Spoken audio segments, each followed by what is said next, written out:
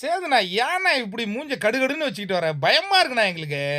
கொஞ்சம் சிரிச்ச முகமா வேணாம் அடுத்த ப்ரோமோலையாவது. இப்போ பிக் பாஸை விட்டு பார்வதி போய் 15 நாள் ஆகுதுங்க. உள்ளே இருக்கிறவங்க கடைசி ஸ்பீச் வரையும் பாருன்னு பேசிட்டு இருந்தேன். என்னன்னே எனக்கு புரியல. அதே மாதிரி இப்போ ஏதோ ஒரு ஸ்பேஸ் ஒன்று போட்டிருந்தாங்க. நான் போய் சரி கொஞ்சம் நேரம் கேட்கலான்னா அங்கேயும் பார்வதியை பற்றியே பேசிகிட்டு இருக்காங்க. அந்த கார் டாஸ்க்கு ஐயோ இம்பேக்ட் ஏற்படுத்திட்டாங்க போல இருக்கே எல்லாரும் மனசுலையும். பார்வை பற்றியே பேசணும். சரி, இங்கே திவ்யா கணேஷ் என்ன சொல்கிறாங்கன்னா, கொஞ்சம் அவங்க யோசிச்சிருக்கலாம்.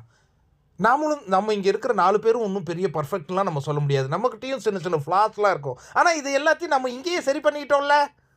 சரி, அதேமாரி அவங்களும் இங்கேயே யோசிச்சிருக்கலாம். கடைசியாக போய் சாரி கேட்குறது என்ன? அவங்க உட்காந்து அழுதாங்க. சாரி கேட்கணும். கமருதீன் தனியாக உட்காந்து அழுதுகிட்டு இருந்தான். பார்வதி அழுதாங்க. இவங்களை சாரி கேட்க வர உங்கள் அம்மா சாரி கேட்க விட்டாதானம்மா அது தான் பயந்துன்னு ஓடிச்சே. அப்புறம் என்ன பண்ண முடியும்? சரி போன்னு தான் விட முடியும். அவங்க சாரி கேட்டிருக்கலாம். இங்கேயே இதையெல்லாம் முடிச்சிருக்கலாம் அப்படிங்கிற மாதிரி பேசுகிறாங்க. உடனே விக்ரம் கடைசியாக ஸ்பீச் பண்ண சொன்னான். பாரு இந்த இடத்துல இருந்திருக்கிறதுக்கு ஒரு சான்ஸ் இருந்திருக்கும். அவள் கோவப்பட்டு போயிட்டா. உடனே சபரி அவள் வெளியில் போயிட்டு அவள் வேறு லெவலில் அவள் ஏதோ பண்ணிகிட்டு இருக்காளாம். அந்த மாதிரி தகவல் வந்தது எனக்கு. இல்லை அது எப்படி நீ ஏன்டாடே நீ ஒரு கண்ணை இடிச்சு விட்ட.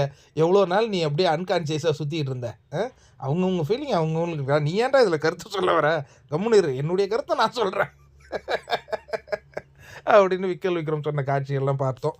சரி, திவ்யா என்ன சொல்கிறாங்கன்னா, அந்த வீட்டுக்குள்ளேயே ஃபீல் பண்ணியிருக்கணுமா. அவங்க ஃபீல் பண்ணதை தான் நீங்கள் பார்க்கலையாடா. நீங்கள் தான் அரண் போல் இருந்துக்கிட்டு செயல்பட்டீங்களே. அவங்க 2 பேரையும் அந்த நிகழ்ச்சிக்கு அப்புறமே நீங்கள் ஒதுக்கி விட்டீங்க. ஏன்னா ரெட் கார்டு வாங்கணுங்கிறது உங்களுடைய சதி.